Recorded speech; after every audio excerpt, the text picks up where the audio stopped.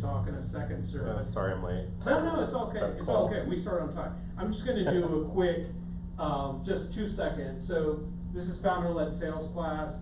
This is the second year that we've taught it.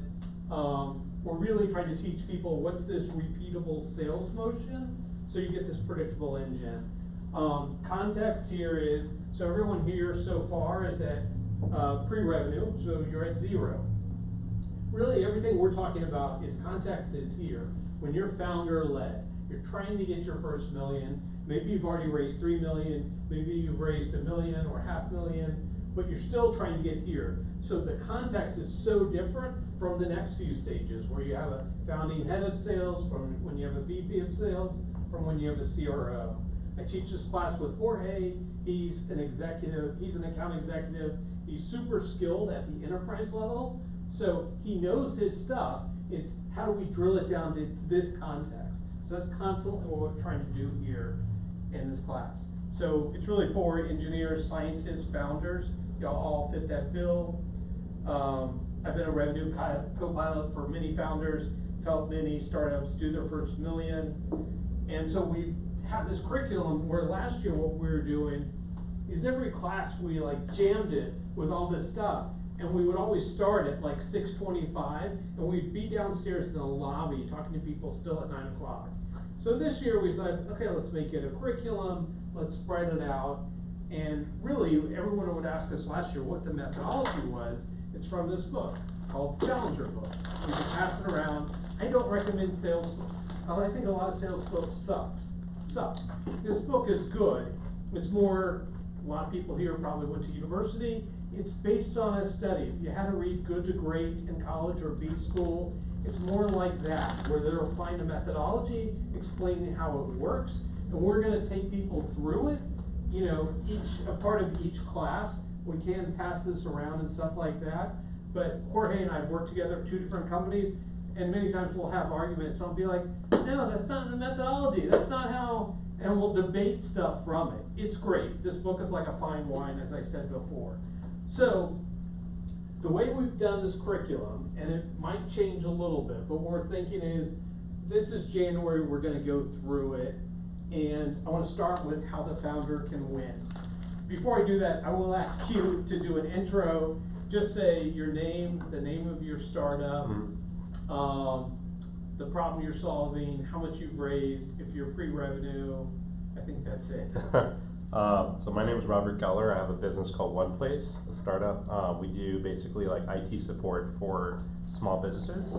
So if you guys have a small business has a computers, network, all that stuff, we basically do the management of that and software. And so I've been doing that for 15 years. I'm starting a software productized version of that, so that small businesses can basically manage their own, not manage, but it kind of does it for them, combined with kind of, I haven't really put together an elevator pitch yet, but that's kind of the general gist of it. Yeah. Well, many people come to this class and they haven't done the elevator pitch, including Carson, and that's something we're going to work on, right? So that's called the talk track, and I'm going to get into that, why it's important, how it ties to Challenger, and how it connects to the whole sales process.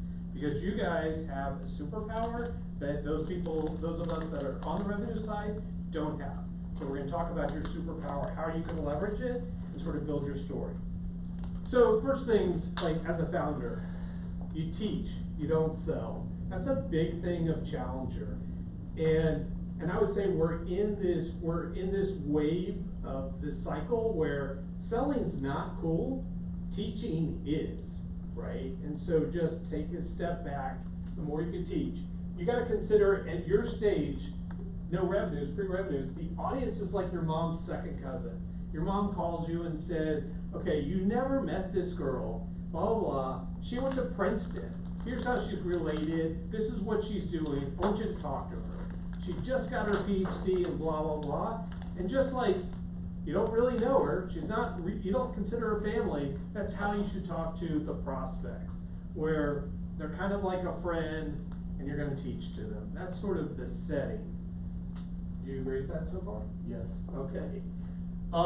The key word here is that someone came, it was some business owner who came here from Europe, and he was like in town for the week, and he came to our class, and he was like in the back corner and kept asking these questions, and the room was filled, and he was like, what's the most important word to generate revenue as a startup? And I was like, I don't know about Europe or international business. I was like, but in the US, it's just one word, trust.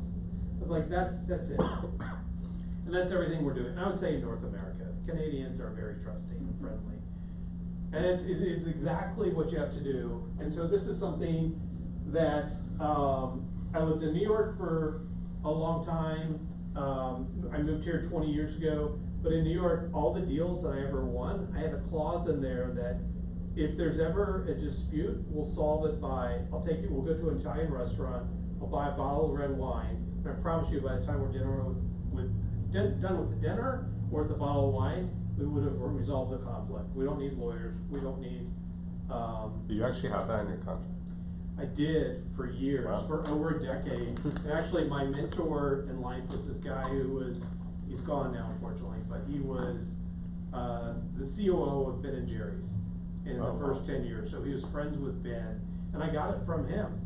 And it was like amazing. I never had a conflict that couldn't be resolved. I never went to Italian dinner. And, but anyway, and a lot of people will tell you this is a terrible world and everything's litigious. It worked. It worked for me, and it's actually, it's come up with a guy that we worked with who's a great startup guy. He and his wife run their second startup together. He's a Harvard dropout. They're just really good. They've gotten 0 to 2 million in 18 months. And he would say, he agrees with me on all this stuff. And he had someone that signed a contract with them. It was a big deal, a lot of MRR. The customer's terrible. And they were basically, I don't know if screaming's the word or yelling. They were very unpleasant to a lot of his employees. And he just said, hey, I'll tell you what, we're done. This doesn't work for us. And we're gonna send you the check back. We're gonna wire it to you. You're gonna have it today. And sorry this didn't work out, but this isn't how we do business. This isn't. And so that type of thing, doing just, again, trust and resolving conflicts easy, you'd be surprised at how much that builds the business. That guy was like, hold on a second, I'll pay you more. I want your company, I need your company, I know you're the best. It's like, this isn't how we do business. We have too many employees, this doesn't work for us. That type of stuff today goes really far. Anyway, stuff to think about. So this is Challenger, this is the Venn diagram, terrible shot. Yes, I took this picture from my phone, and just to sort of show you, so this is, teach is the differentiation part. Tailoring it to your audience, and then taking control over the sale. So I'll just tell you, I land in this box a lot, and I try to gravitate more in this box. Jorge lands in this box more, and is trying to gravitate to this box. So all the time, like, we're having debates about, I'm trying to pull him here, and he's trying to pull me here. We both look at, it's very hard. And so, and I think, I'll just use Carson as an example, because I know his story a lot, that just doing this in a calm way, and like teaching when VCs call you up, and he's explaining cathodes. I didn't know anything about cathodes, how cathodes work, why it's important for the US to be manufacturing cathodes, why it's important to do that in Austin. So he's teaching it, and then he tailors it. He's not yet taking control. But everyone can apply this. It's just totally different when you come at it from this angle versus thinking about like sales. So it's not aggressive. It's not aggressive. And some people in sales in the old days, that's what they would do. And they tried to turn the screws and stuff. It is constructive tension. And I actually would say this model works today better than the old school model. Do you have anything you want to add, sir? I would say that's right. Okay. Everything on that is just the same thing you said. I